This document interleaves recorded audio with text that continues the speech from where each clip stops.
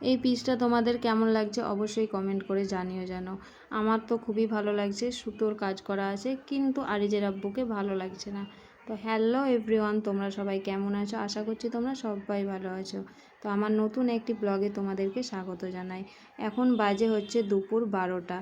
আরিজকে খাওয়া দাওয়া করিয়ে বেরিয়ে গেছি শপিং করতে। আরিজের আব্বু হঠাৎ করে বলল, আজকে চলো শপিংটা তোমাদের করিয়ে দিই, নাহলে অন্য দিন আমি আর টাইম পাবো না, তো আজকেই যেতে হবে।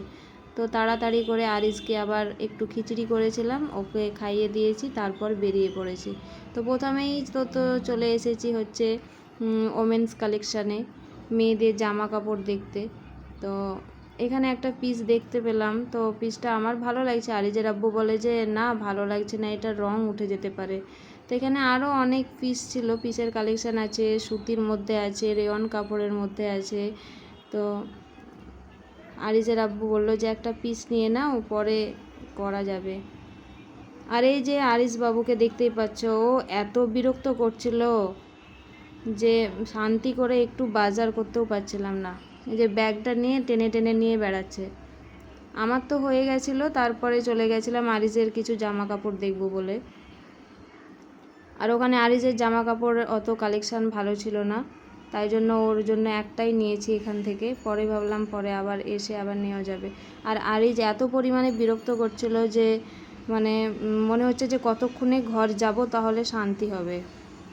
একদিনে এরকম করে বাজার করা হয় না বাচ্চা নিয়ে, কেউ যদি থাকে তাহলে আবার হয়।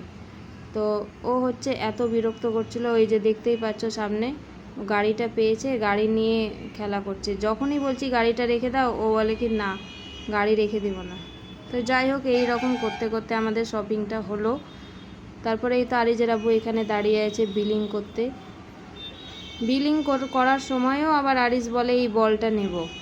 ওর হাতে দেখতেই পাচ্ছ এই যে বল, ইয়েলো কালারের স্মাইলি বল, এইটা নেবে।